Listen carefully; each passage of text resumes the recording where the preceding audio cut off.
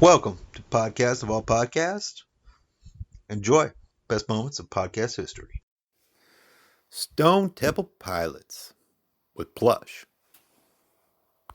This is a song called Plush.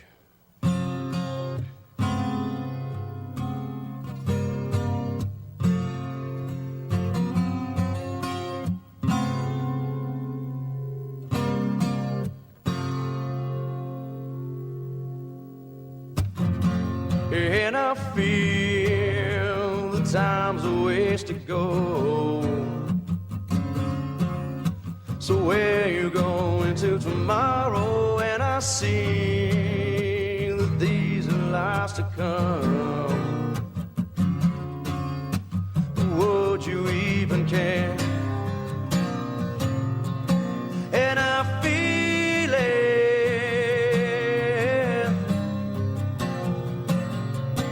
And I feel it. Where you going to tomorrow? Where you going with a mask I found? And I feel when the dogs begin to smell her. Well, she smell alone.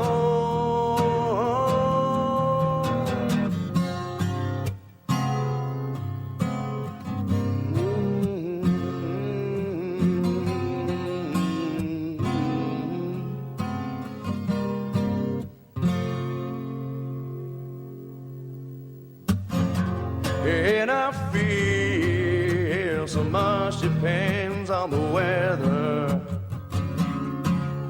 So is it raining in your bedroom? And I see that these are the eyes of disarray.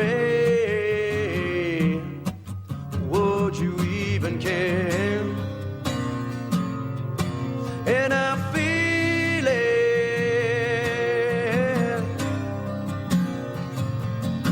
And she feels it. Where you going to tomorrow? Where you going with a mask I found? And I feel when the dogs begin to smell her. Well, she smell alone. When the dogs she find her, got time to wait for tomorrow. To find it, to find it, to find it. When the dogs she find her, got time to wait for tomorrow. To find it, to find it, to find it. Oh, yeah.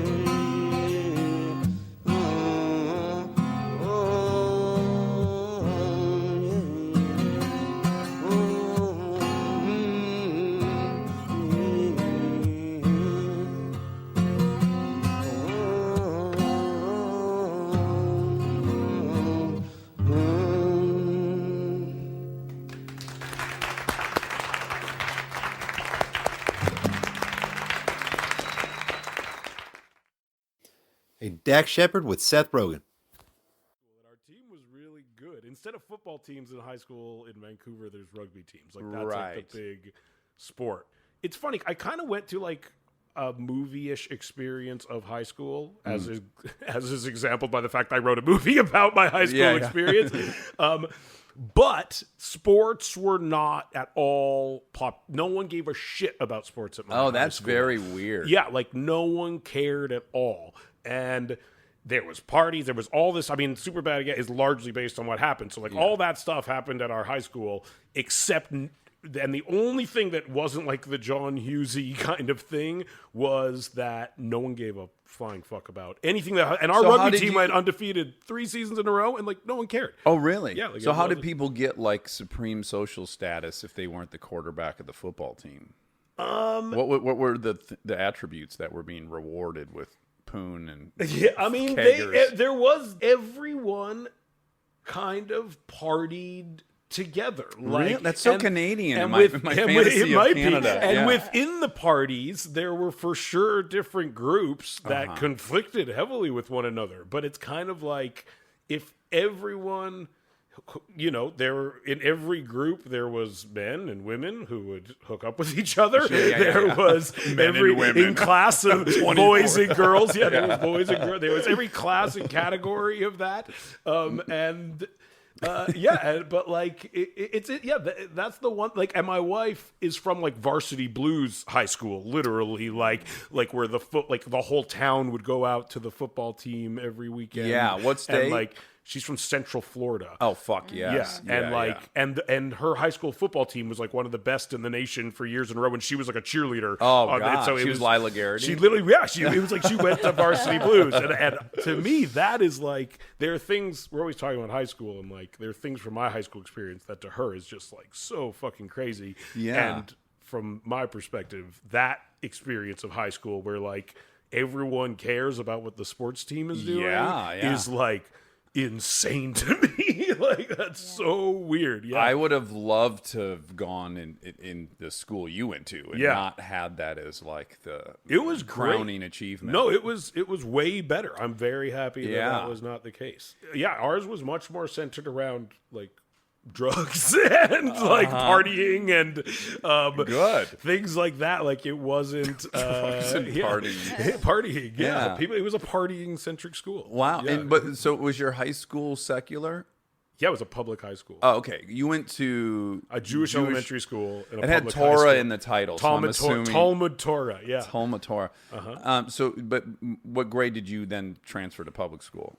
Like junior high or high school? We don't have junior high in Vancouver. Of course not. So you progressive go. Bastards. So it's we go K through 11. No, exactly. No, it's K through 7, and then 8, 9, 10, 11, 12 is high school. Oh wow! So when you're in 8th grade, you are going to school with 12th graders. That's a little dodgy because you could be it's crazy. 12 and there's 18-year-old men 100% muscles and hairy that you're going to school with, and that will fucking grow your ass up fast. Like that was something at the time. You were like, holy there was like guys with like beards and shit, and I was like, I have 3 pubic hair, and it was like, there's like this guy looks like my fucking dad. And sometimes you like had classes with these fucking guys. A lot of them lived alone because Vancouver at the time was like a shell for money for Hong Kong and people in China. Yeah. And so there was a lot of people who went to school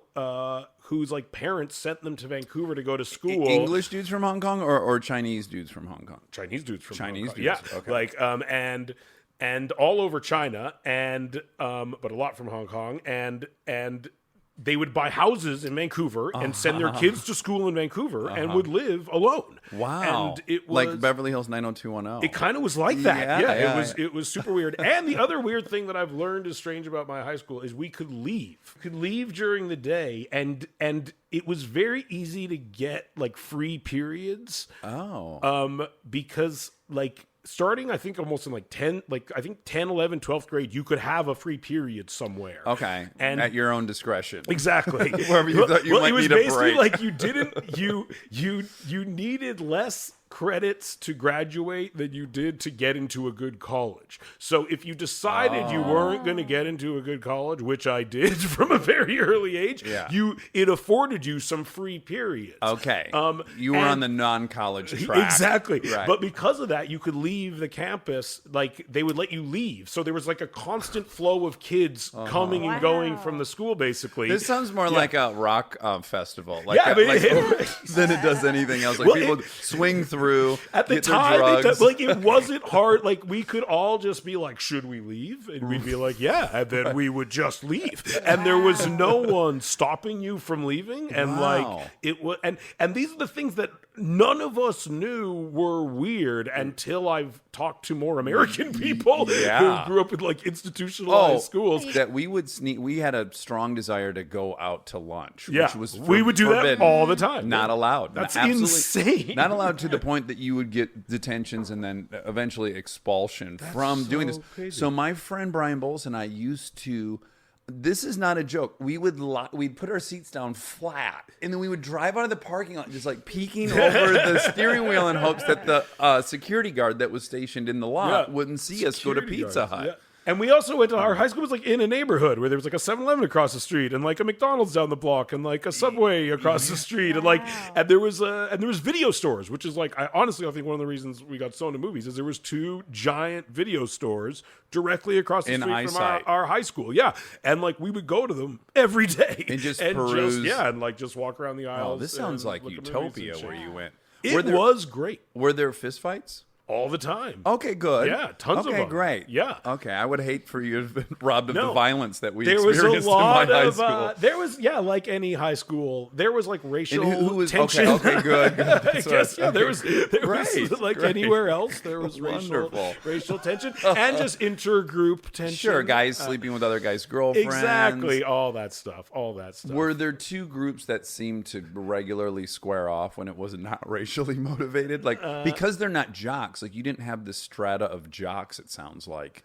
No. Because generally, in my school, the jocks were fighting the burnouts. Yeah, there was like not that kind of thing. There was like fancier kids. There was like rich kids. Oh, so I guess they were the socias rich kids. Yeah, I think there was more of like a rich hierarchy, perhaps. Like, that I was not, but I was not at all rich. So I guess maybe that's why I wasn't one of the more popular kids in school. Well, were you? What was your like social standing? Well, no, I mean, I went to a high school on the west side of Vancouver, which is a rich part of town, and I lived on the east side of Vancouver, which was the not rich side of town. Right. The high school in my neighborhood was like, I didn't know anyone there. It was known for being a very rough, dangerous high school, and I applied to get into a high school like across town, basically.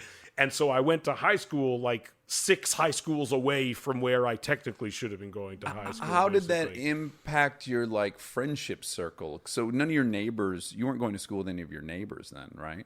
Unless they had applied as well. No. But I lived in a neighborhood that was 100% East Indian people, like from East India. Oh, really? And I was the only white person in the entire neighborhood at that time, really. Interesting. And so it was like not, again, there was like I had some friends through the community center. Like I played on a soccer team through the community center in the neighborhood.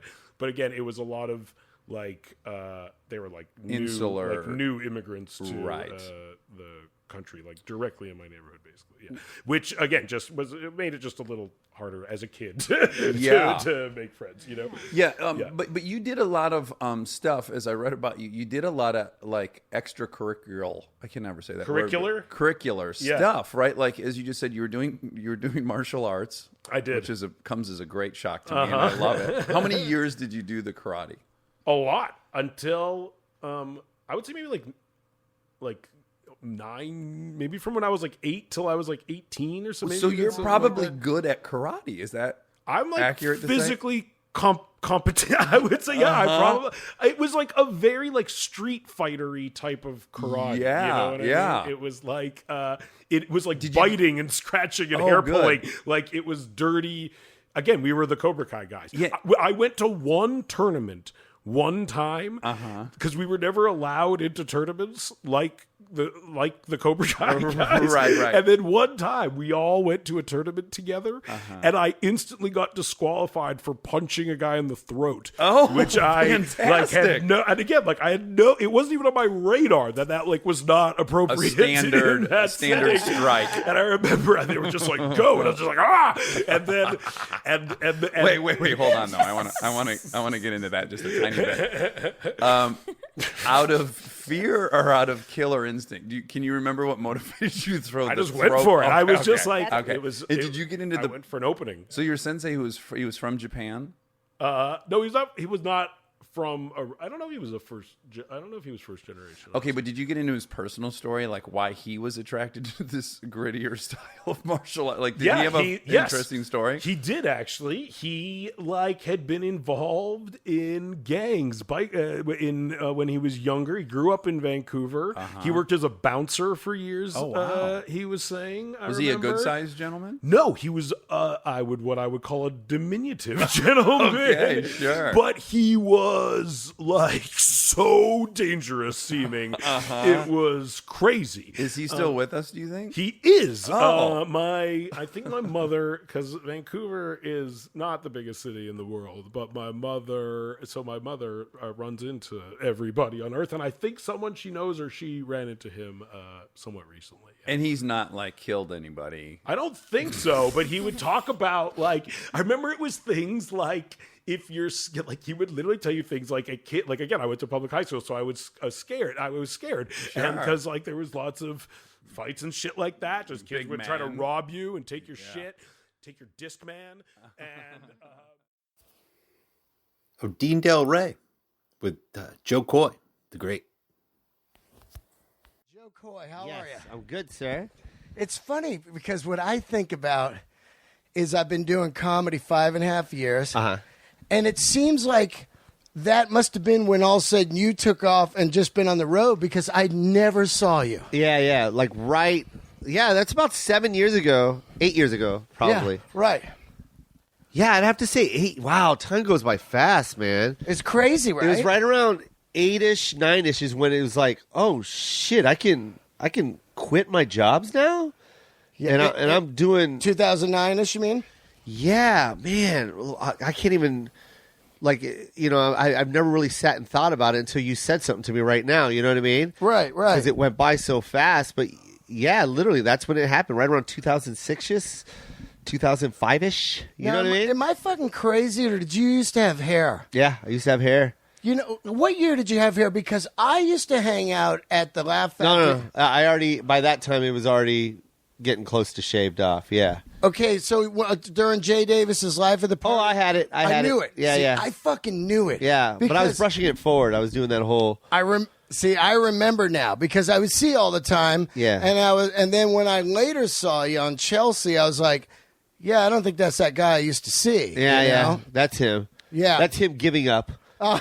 Giving him fighting that baldness. Yeah. Well, you know what? I was doing it. Well, early on, young, when I was worried about going bald, I shaved my head to see what it would look like. Yeah. And I was like, this is fine. And I never had the fear of going bald again. Yeah, that's how I can tell by how you wear your hair. You slick it back. Like you're that kind of guy when it's hot. You take 4 fingers and run it back towards your neck. Yeah. And it sits nicely on your head. Yeah. That's the kind of hair you have. But I had shitty hair the last couple years. Oh, stop it. You I did, fucking like, got good hair, man. You buy products. Yep. I just went in your bathroom. You have expensive products.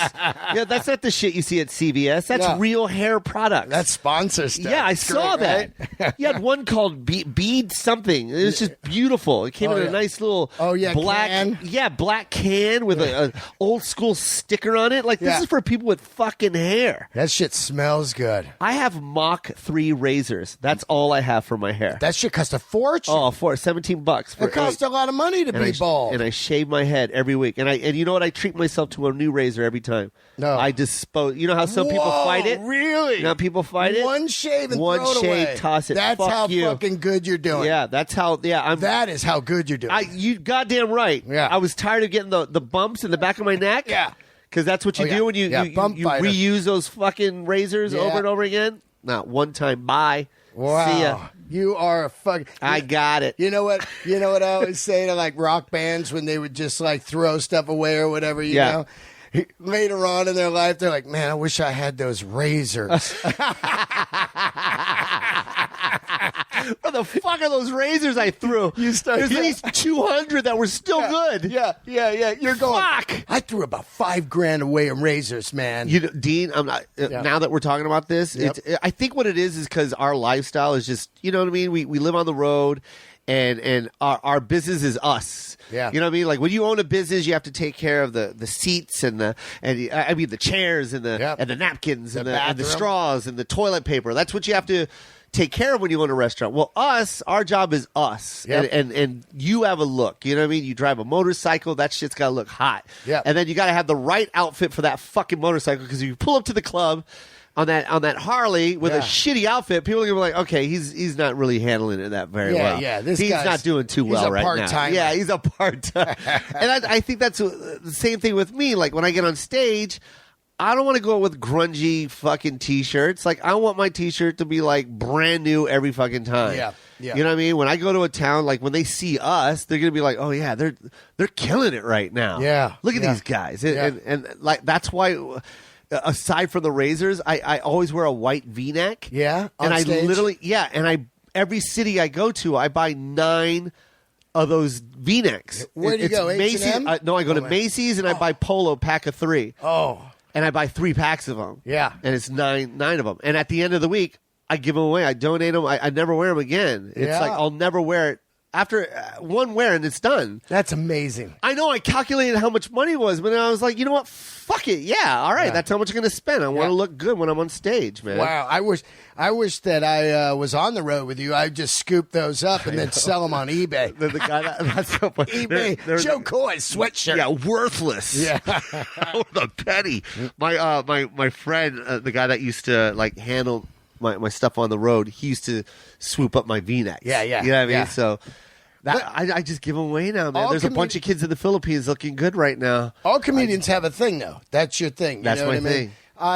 thing. My dream, and I always tell Dalia this, is I try to travel with 0 bag and everything. That's me. 0 nothing. I'm with you, man. And so I show up. Black. Yep. Black everything. Yep, and then go to H&M. I get a $5 shirt. Boom. They're $5. Yep. And I look great. It's brand new. No fucking. Because my problem is deodorant. Like whatever deodorant I have makes stains the Yeah. shirt, and it's like some sweat I got or whatever. Yeah. And that makes me crazy. White circle on a black shirt. Yeah. You can't. So we're lunatics. Is what we're saying. We are. Yeah. But I mean, what else do we have to spend it on, man? Yeah. Well, I don't have any money, so what I do is I go like. Now I just put another shirt on to where you don't see the white circle. Where the fuck are you from, and when did you start? I started in 1989, and I started in Vegas. Are you from Vegas? Yeah, man. That is fucking cool, man.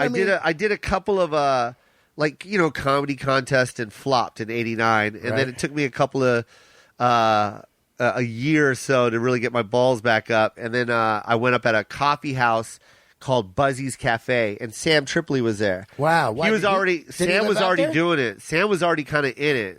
Did he live in Vegas? Yeah, he lived in Vegas too. I never knew that about Sam. Yeah, and then so he was already in it. You know what I mean? Like he was kind of like the guy at that time. You know what I mean? Like, and I wish I would have known him sooner. You know what I mean? Yeah. But I just moved down from Seattle, and is that where you grew up? Yeah, that's where I grew up. And then how old are you? I don't know how old are you. I'm 44. I just turned this that's week. Dope. So you're there during the full blown grunge thing. Are you a music guy? Oh yeah, for sure. Yeah. My sister went to school with what's his name? Steve Cantrell. Oh, Jerry Cantrell. Jerry Cantrell. Oh, yeah. Jerry Cantrell with Alice in Chains. Wow, that's dope. So it's in her yearbook. Like they were in choir together. He signed her yearbook. Wow. You'll see. I love Seattle. They got great rooms. The Moore Theater. Yep, I played it. Then you have the what's that one downtown that has the 2 chandeliers? No, Paramount. Well, the Paramount's the other theater, but it's not a theater. It's like a big club with cool 2 chandeliers. Showbox. Showbox Theater. Yeah, love that's that beautiful. place, Yeah, right? yeah. When I first started playing, I played the Showbox. Oh, it's great. And then you got the Gorge. Yep. I only played the Moore and the Showbox. Okay, gotcha. Those are the only 2 I played. The Moore is cool, right? Oh, That's yeah. where Alice in Chains shot their first live concert. And it's one of my favorites. It's black and white. It's gloomy. It's beautiful. So anyway, why do you move to Vegas from Seattle? All kinds of depression. So like my Were you grandmother. a gambler guy? No. My grandmother had cancer, and that's why we all moved to Vegas to be by her side. She was living in Vegas at the time. And how old were you? I was right out of high school. I turned. So the family says we're moving to Vegas. Well, my mom just up and left. Yeah, and then we followed her. Sister too? Yeah, my sister too. We all actually all of us, the whole family moved. Yeah. To be with my. But it was a good thing though because Seattle was so depressing. You know what I it mean? was like that grunge hangover. You're talking what year? 88 or I was so? before the grunge anyways. Like Right. I was like pure depression time Yeah. when nothing was fun in Dark fucking Seattle and clouds, Tacoma. And not only that, my family was just really miserable. You know what I mean? I had a really bad family situation. Dad divorcing and leaving and Classic comic stuff. oh, more than that, man. More than you'll ever know, man. Like my brother was he was he was diagnosed with schizophrenia, and he was in and out of mental hospitals. Whoa. And, yeah, so it was really bad. Older brother, younger? Older brother. So cops always at the house. He's breaking into the house and beating us up. And so never me, but mostly my mom and my sisters. You know what I mean? So that's heavy because today I just saw the Brian Wilson movie, and from the Beach Boys, and he had schizophrenia, and it's an amazing. As I sat there and thought, how fucking strong your brain is. Yeah. They say we only use 1/10 of it or 3. Yeah. But when you think about it, you ever get panic attacks? I got them when I quit Diet Coke, and I don't get them anymore. But I got this medicine, Ativan, and when I got a panic attack, I put it under my tongue, and it went away in a minute. Well, once I had those in my pocket, I knew, I can fix myself. I never had them again.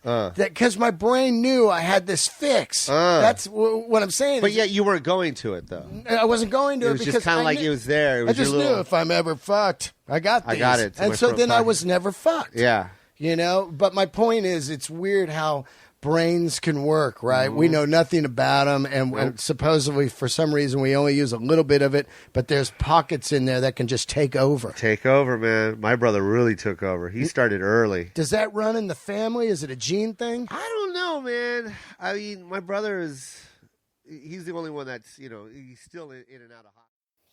Sam Harris with Stuart Rusell. Enjoy. You've got now nearly infinite latitude not to be. So perhaps you can tell us a little bit about what you do. How do you describe your job at this point? So I'm a professor at Berkeley, a computer scientist, and I've worked in the area of artificial intelligence for about 35 years now, starting with my PhD at Stanford. For most of that time, I've been what you might call a mainstream AI researcher. I work on machine learning and probabilistic reasoning, planning, game playing, all the things that AI people work on. And then the last few years, although this has been something that's concerned me for a long time, I wrote a textbook in 1994 where I had a section of a chapter talking about what happens if we succeed in AI, meaning what happens if we actually build machines that are more intelligent than us. What does that mean?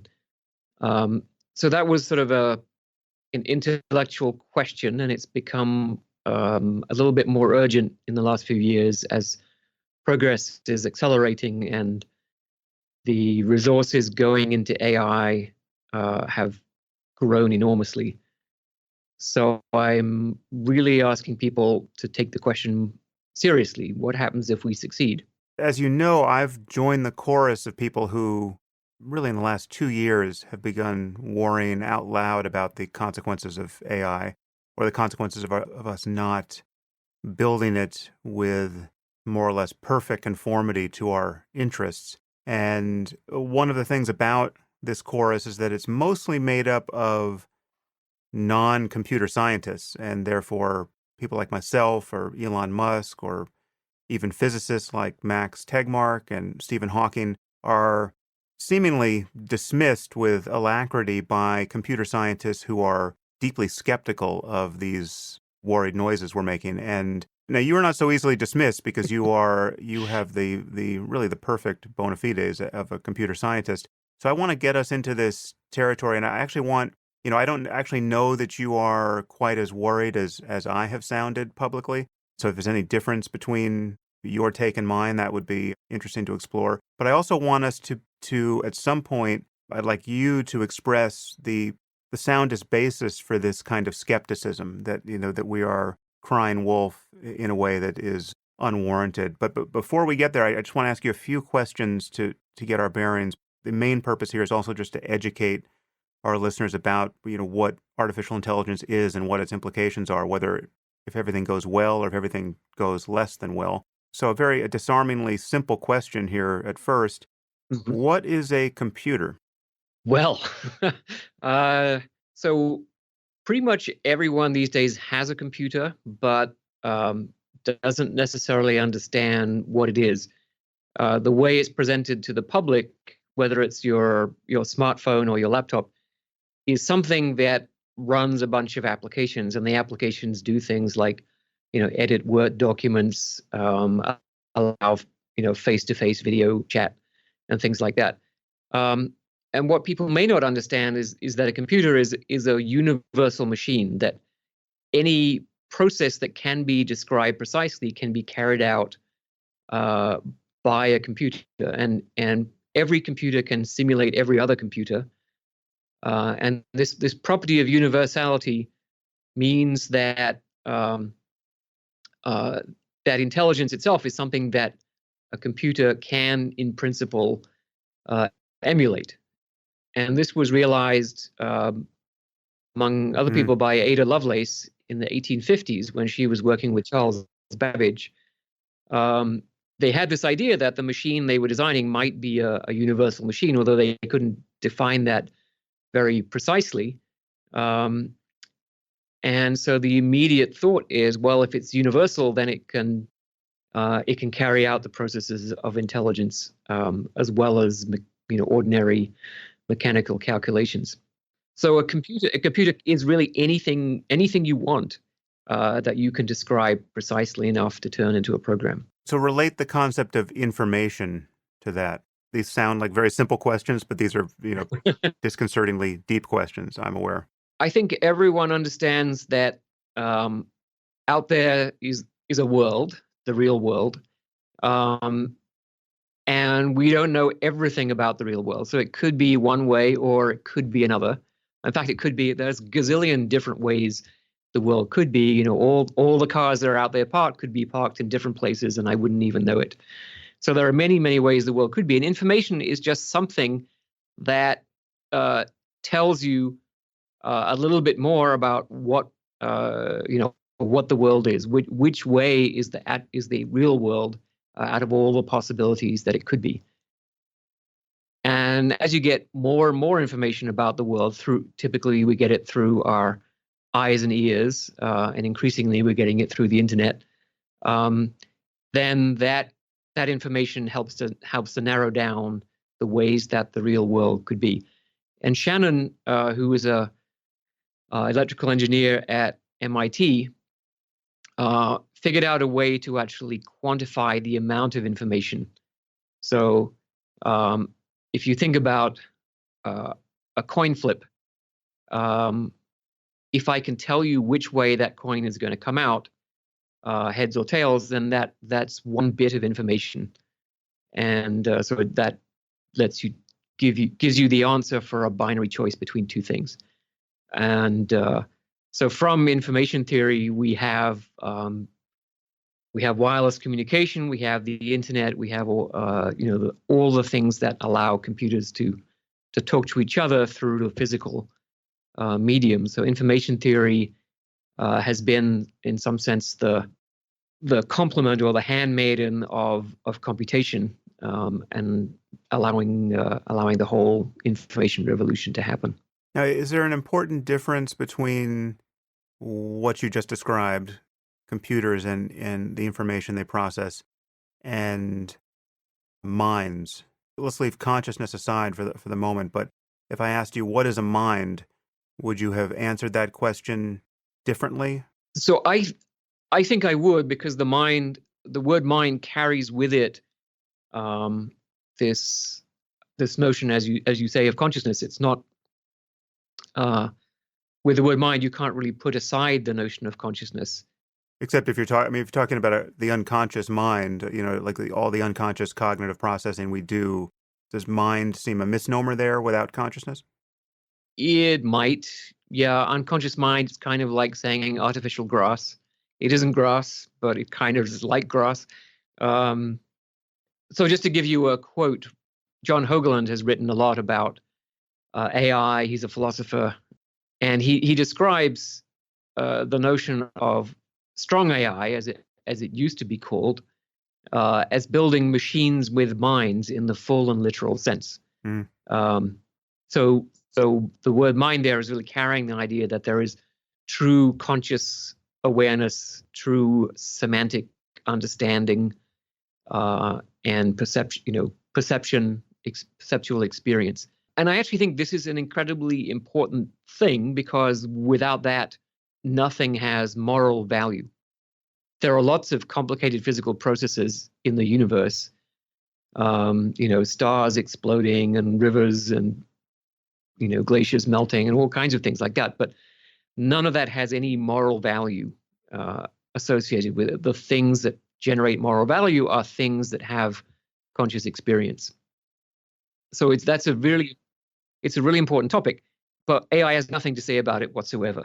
Well, not yet. I guess so that we're going to get there in terms of if consciousness is at some level just an emergent property of information processing, if in fact that is the punchline at the back of the book of nature, well, then we need to think about the implications of building conscious machines, not just intelligent machines. But you introduced a term here which we should define. You talked about strong versus weak AI, and I guess the more modern terms are narrow versus general artificial intelligence. Can you define those for us? Right. So the word strong and weak have actually changed their meaning over time. So strong AI was, I believe, a phrase introduced by John Searle in his Chinese Room paper, or it may have been slightly earlier than that.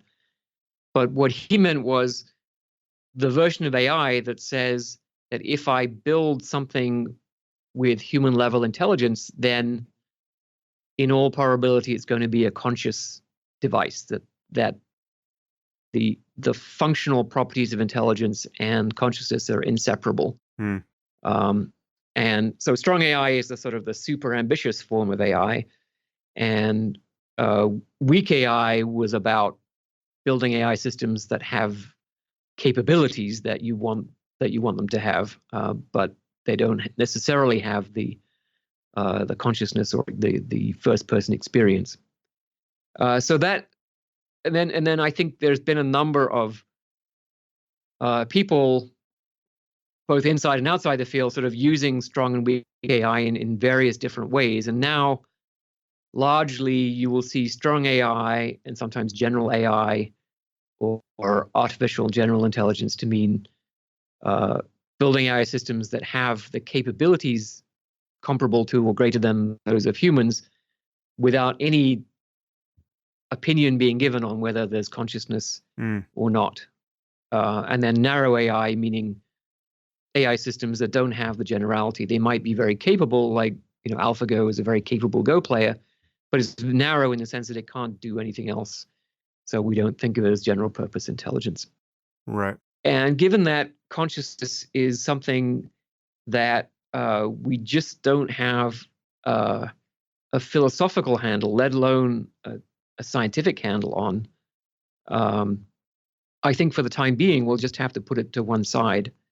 And the discussion is going to have to focus on capabilities, on the functional properties of intelligent systems.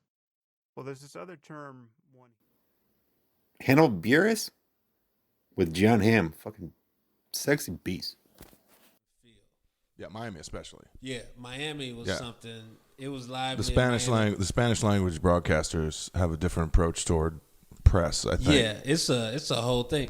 Also in Miami, we went on these shows that are Spanish language, so they put earwig to translate. So you're getting live translations. So you're getting live translations. You answer in English, and then they translate, and then they ask you something in Spanish. You get the translation in your ear. So that kind of rhythmically is a bit weird. So how long's the lag on that? It's basically instant. Like he's translating it live, but you're trying to. It's weird because you're not sure who to listen to, look at. Right. You're not sure where to go, and it's kind of you're trying to listen to two things at once, and you got only in one ear. It's very weird. Tough. Luckily, we kind of know what they're about to ask. Like they're not about to ask some crazy philosophical question. No, it's not going to get that deep. We need to hear maybe while the 15-piece mariachi band is playing the Chicago mariachi band. Were they violinists? Yeah, they had a whole violin section. They had harps. It was bonkers. And it was like 7:00 in the morning, so you're just like, "What is going on?" Why was there a whole fiasco? That's the jam. That's the show. That's how the shows are. It's like those Telemundo shows. The different Despierta America. Yeah. And it's like wake up, America. That'll get you up. 7 a.m. It was a lot, but you just learn how to focus in. But also, at it's like moments. it's just there's no cynicism. That was what I really liked about it. Like they were all just like, thanks for being here. Like this, we're gonna have some fun, and you're like, oh, all right. Like it's not this like we know you've done this all before, so we're gonna like be just get through it with us. They're just like have a good time, man. You like 40 violins going off? You're like, yeah, who doesn't? Were they playing games and stuff, or was it just play straight some up? musical chairs. Yeah, it was musical chairs. What else did we play? I think that was it on that one. Yeah, it was one thing that threw me off about doing those shows is that each time afterwards there were 20 people with cell phones also filming. It was always the extra crowd. Because everybody wants like the version of it for whatever social media or however they do it. But yeah, no, it was the ancillary part of it, like the other part of it seems to have gotten so much bigger. Yeah. But it just increases the like effect of the grind where you're just like, all right, we got to do this and then we got to do it 4 more times. Just like it was, but doing it with a group. It was way better with a group, that's for sure. And we have a good group. I mean, we have funny guys. So like that was also recognizing the absurdity of it was kind of fun in and of itself, I thought. Did you have to do that type of press for Baby Driver at all? I missed all of that because we were shooting the movie. Oh, okay. So they went on like a world tour, which I've never done. So they were in Asia and Malaysia and Australia and Europe and all this other stuff, and I didn't have to do any of that because I was down there shooting. Baby Driver was released while we were filming Tag in Atlanta, and we had a night shoot where we had a 5 p.m. call or something like that. The one at that house? I believe so. Yeah. And I went Where to you had see to crawl Baby through the door. Driver. Yeah. Yeah. I went to see Baby Driver during the day, and your character was insane. And so it was kind of, I never had that where I shot with somebody and watched their movie in theaters before, and it was kind of, yo, this dude was crazy, man. You saw Baby Driver? Baby Driver. You didn't see it. You would know it. You would know it. It's a big JC movie. If you're trying to pull it up, you didn't see it. Okay. Yeah. Maybe I missed that one. Yeah, it was last year. It was it's a good movie. It was a good movie. You'll see it on the plane. Yeah, wait, what is it about? It's like a cops and robbers. Yeah. Okay. Getaway Yeah. Driver. It's tagged with cars. With cars and guns and murder. All right. Okay. It was a fun one. It was certainly fun to shoot because we used Atlanta for Atlanta. Yeah. And there were all these local like weirdos, like the ATL twins, those weird dudes. They're in it. The white dudes with the teeth. Crazy, yeah. I mean, they're just like Atlanta fixtures. I don't know. I've never heard of them, but like they've done some music videos and some. Yeah, I feel like stuff, they're like that guy. Yeah. But and then like I think Big Boy from Outkast is in it in one of the scenes. And Killer Mike's in it. Yeah, like there's a lot of cool like kind of Atlanta name drops, which is really nice. Yeah, it's a intense movie, man. You a killer in there. What do you do to get into an evil place? It doesn't take that much. Yeah. Somebody did something that's going to annoy you in this career every day. So it's like just think about that. Yeah. I didn't go to see my movie because I'd seen it before, and that's weird. But Ed and I went to see Kumail's movie Big Sick. Yeah. At that little theater, and I didn't realize the Baby Driver was playing there, and we were waiting outside the movie for Ed's mom, who went with us. We're a couple 14-year-olds, and I'm waiting there. We're waiting for his mom. We're like, man, it's kind of taking a long time. And then the movie lets out, and it looks like I'm waiting around for people to say like, "Did you like my movie? How's it going?" People were literally like, "What are you doing?" I'm like, "I swear to God, I'm not doing this. I'm waiting on Ed's mom." Just looking desperate as hell. Yeah, it was. It was like thirsty. It was bad. I got a confession. I did that with Daddy's Home once. Yeah. In Arizona. I went to the theater like right around the time it got released, and then did you go in? I watched it. Well, that's. I mean, that like with a comedy, you kind of want to see. Yeah. See it with a. I want to see ours. Like I want to see Tag with a real audience, not a premiere audience, not a hand-picked audience or whatever. I mean, you did recently, right? I saw it at the screening at the Chinese theater. Yeah. And you said it went. Really well, man. Yeah. It went. I mean, it was some applause in there. It was. I was excited to see it because it's a nerve-wracking thing where you've been, you do something for a few months and then you kind of detached from it. Well, it's certainly not like doing stand-up where Yeah. the response is immediate. Anything Right. live, you're like, all right, that worked or that didn't work, Yeah. or it could work. You know, you can figure it out or work on it or make it better or whatever. This is like, good luck. knows? Go Yeah. for it. Who knows what they picked? Who knows? Because I've done stuff where I'm like, that didn't feel good. Oh yeah, we went on some crazy runs and tangents because it was so improv-y. They're like, they're never going to use any of that. Like, we were just literally wasting time. And right they now. used some and, stuff. and they though. did. That was wild. They cut in some random improv. You got some improv background at all? Not really. Not really. Like I've done it with friends a lot, but the actual the people that study it, like McBrayer's a good buddy of mine. He's been doing it for 30 years. I mean, it's just like he's so well versed in that language and so loose and so easy. Where I'm still like a dog that's learning how to walk in that world. But it's always you can as hold long as you your have own. fun. Yeah. I mean, also like if you're well known at all, you get a lot of leeway. Yeah. I mean, people are like, all right, he's trying, like whatever, give the guy a break. Yeah, because your role is, everybody knew you as Don Draper, and then you would just pop up doing funny shit, and I'd be like, this is way funnier because it is Jon Hamm. Yeah, You know I what mean, I'm the saying? expectation is certainly not there to be funny or goofy or take the piss out of yourself or whatever. And that was all Lauren, Michaels, and Tina. Like they were the ones that, I remember. Did I meet you the first time on SNL? Were you writing on SNL? I don't know if that was your first or second one. I wrote. I think it might have been second. 2009 to 2010. That might have been the first one, but I did like 3 in 2 years or Yeah. something. It was crazy. But I remember Tina said she called Lauren and was like, "Is that guy funny?" And Lauren was like, "Well, the table went well. We'll see." And then I got down to my dressing room after table. And we're picking the show or whatever. Got down to the dressing room, the phone rang in my dressing room. So I was like, "What? What's going on? Who's calling me at SNL?" And it was Robert Carlock from 30 Rock. He was like, "You want to come do the show?" I was like, "Yeah, of course I do."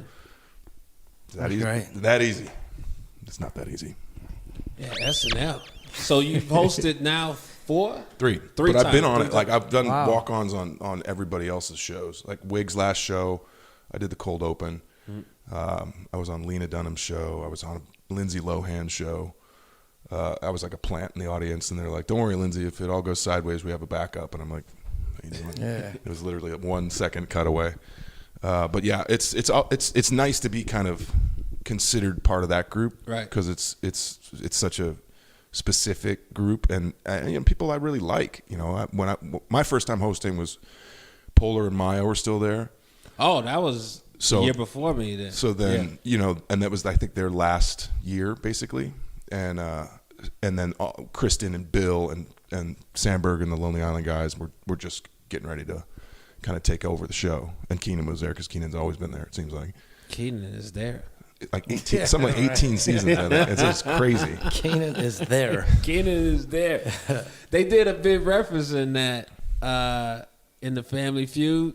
Yeah. With him as Steve Harvey, and It was like, what's the second act like? And he broke character. I forget he who. broke character. I forget. Was it Donald Glover's episode? Oh, I think I forget whose it was, but he just was like, sometimes you do this.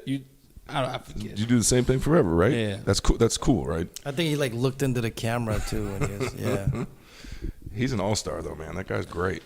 He's been doing sketch comedy longer than he hasn't been doing sketch Absolutely. comedy. That's insane to think about. Well, he was a kid on Keenan kid. and Kel, like a legit kid. Like 8 or 9. Yeah, and been that's doing crazy. it That's the since people then. that have been doing it since then. Like have been doing it since they were kids. That's bonkers. Like, I don't understand that having a childhood in this industry. I don't know if I would have handled that well. Because I don't handle it that well as a grown-up. Well, how old were you when you first started getting into I moved out to L.A. when I was 25 in 1995. Yeah. So, yeah, like I was acting in college and stuff, but you don't make any money doing it. And to make money, you had to either move to New York, Chicago, or L.A. really. And I had people out here, so I was like, Joe Rogan with Nick Swardson. A lot of bads. Coach, remember Coach? I like Coach. Shut the fuck up. The fuck is wrong with you, man? I had bad experience. Well, that's you. Don't put that on Coach. Or the guy was a writer for that show on a sitcom that I did. It's like, whoa, they just hacked it up, just swinging with the old double-edged broadsword. Chop, chop. I would say, but that's a different conversation. A network major like in one of those main like NBC, CBS, like that's so arbitrary on what's going to be a hit. Yeah, but what they bring you, like, is obviously. I'm saying Comedy Central has a talent pool of talented comics. people. Yeah, for sure. But even talented people occasionally create turds. Of course. Right. So if you're, it's all a crapshoot. I'm not saying. Fuck yeah, it is. But I'm saying there's different levels of like what could, what's got a better chance. Like if you bring something with a vision. And it's really, like you're passionate about it. I would go, okay, Joe is bringing me this impassioned idea that I think is funny. I'll give him a pilot. But the thing is about shows, this is the really hard part about shows. You're developing them while you're presenting them. So like the show starts out, it's a new show, you're trying to develop the characters, you develop the way they interact with each other while you're putting it on the air, like creating it and putting it on the air. Like as time goes on, things get like, you saw like Seinfeld, like in the later years, or Friends, a perfect example. Right. Everybody knew the characters. Everybody just flowed together. You knew, like, even though there were new scripts, like the thing was so established, like what was funny about it and how it worked. When you're creating a new show, they're always like firing people, like that Kevin James show.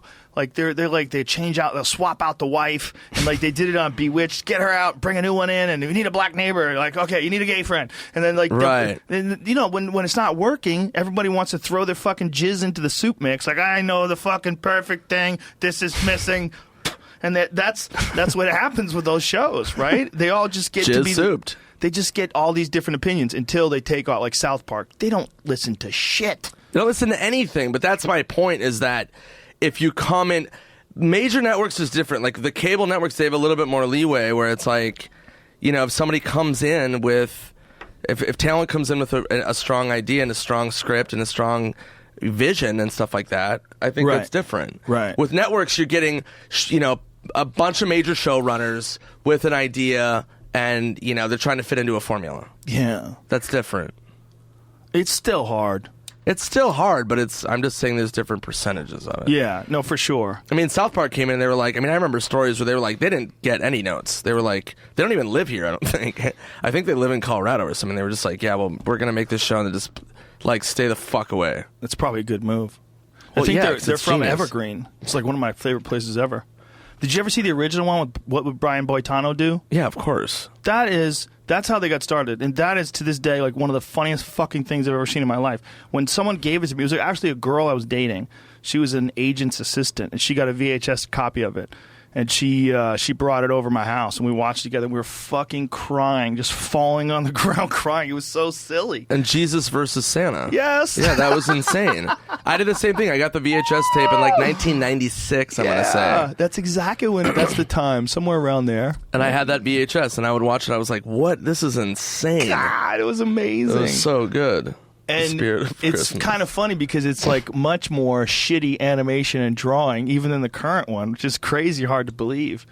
You watch it, it's like you're watching like ancient, like like ancient cave art of Jesus or something. You know what I mean? It's like it's weird when you're seeing this old way they used to draw everybody in comparison to the new. The voices are so good. Oh, he's amazing. Yeah, they're genius. Those guys are amazing. Trey Parker did the voice in this new. What was the fucking animated show that I watched? He did the voice of someone. And then a Despicable Me. That's what it is. Yeah. Despicable Me. Did he really? Yeah. I saw it with my kids. It's hilarious. Those Despicable Me They're shows. All really good. Even if you're a full-grown adult, they are fucking fun movies. Like, my kids love them, but I actually love them. They're fun. Those movies are good, man. You saw the third one? I saw them all. I've saw seen the them first multiple two. times. I have kids, bro. I've seen them multiple times. How old are your kids now? I saw Underwear Man. Oh. Yeah, Captain Underpants or something like that, I think it was. Underwear Man.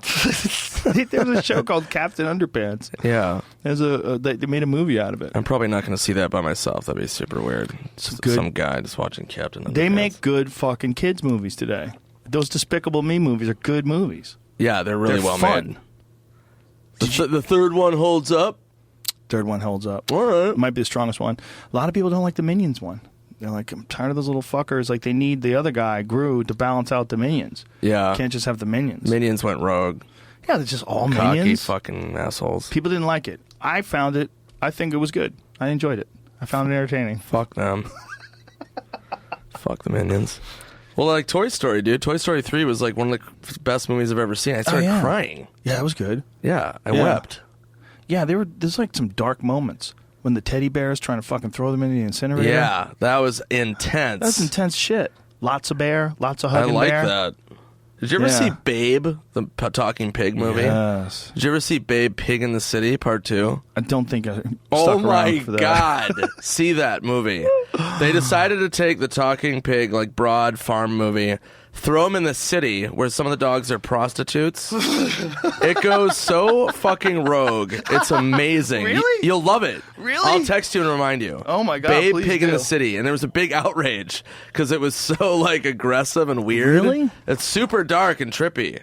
Whoa, they're prostitute dogs? I swear to God. That's yeah, it's hilarious. nuts. The Look at pink that's one? one of the hooker dogs. Oh my God. In the that is- pink. that is hilarious. Look at that harlot.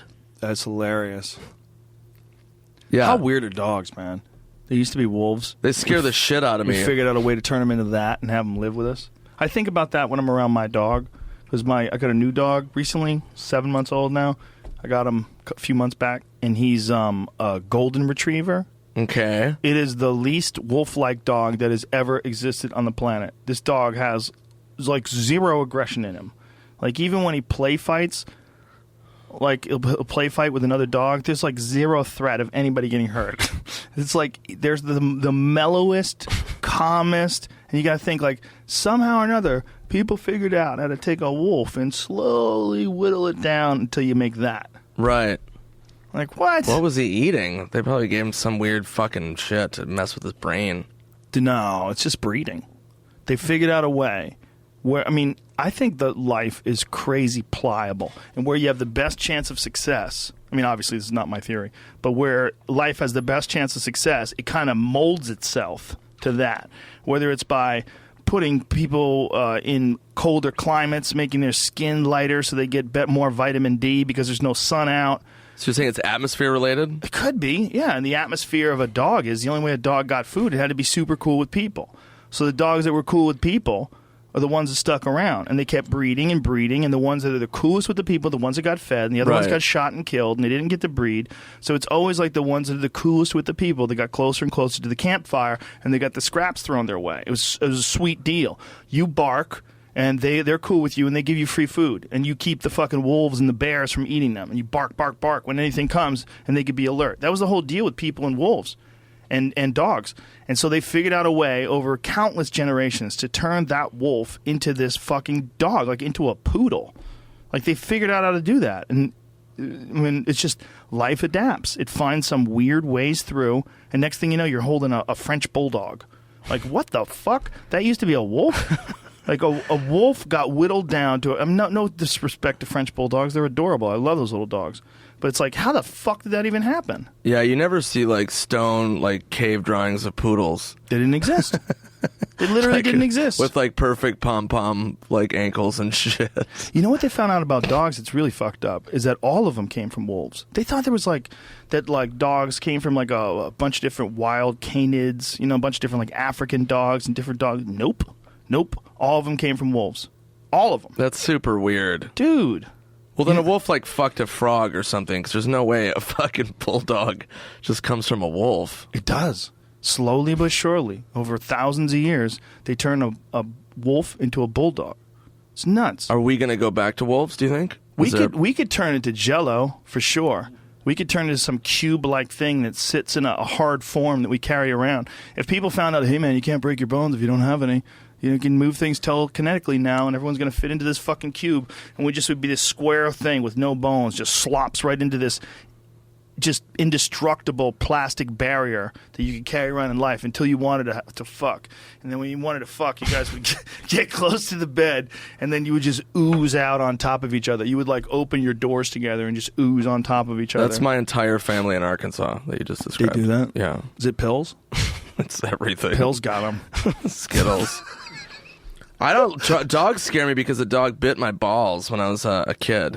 I was playing wiffle ball in my front yard, and I'll never forget it. And I rounded third, and a dog lashed out and punctured my scrotum. Oh my! And I ran into the house and I pulled my pants down, and my mom started screaming. And I just sit. So dogs have always, to this day, every time I walk past a dog, I'm horrified. Dude. Yeah, not cool. Yeah, that ain't cool. Maybe I will be a Jello guy. Yeah, for sure. No That's balls to worry about. It's a better path than getting bit in the nuts by a dog. Yeah. If you have no organs, okay, nothing can break down. You're just a giant hive of tissue, and everything now is a dream. But it's a dream that you can control. They've gotten to the point where you don't need a physical structure. You don't need skulls and organs and livers. All that stuff is handled exogenously. They bring in things. They bring in like these connectors, these tubes that link up to you. And then slowly our bodies devolve to the point where we don't have organs anymore. We rely on all our organ functions to be handled outside of the body by machines because it's way more efficient and allows you to stay in the dream state and control your life. Do you have eyes? No, dude. There's no need. You see way better in the dream state. You have a mass of cells that somehow or another contains consciousness that interfaces with the dream state 24/7. Can I wear a hat? You can, but it doesn't matter. You don't have a head. It's like a hat on a table. Can I be a Jello shot? You can, but, there's not a lot of juice there. You want to be a big, fat tube, like a garbage dumpster filled with cells. The more cells, maybe you have the more horsepower in the dream dimension. Right, that's hot. That makes sense, right? Yeah, obviously. Well, we're definitely devolving, right? If you go from, if you look at other primates, like primitive primates, you'll get orangutans and gorillas, and they would fuck us up. We're so weak compared to them, right? So we're obviously like the weakest by far of all the primates, other than like little tiny monkeys. Yeah, for sure. So by far, our bodies have gotten... Thank you, folks, for listening. Tune in next week for more podcasts of all podcasts. Blind Pilot, One Red Thread.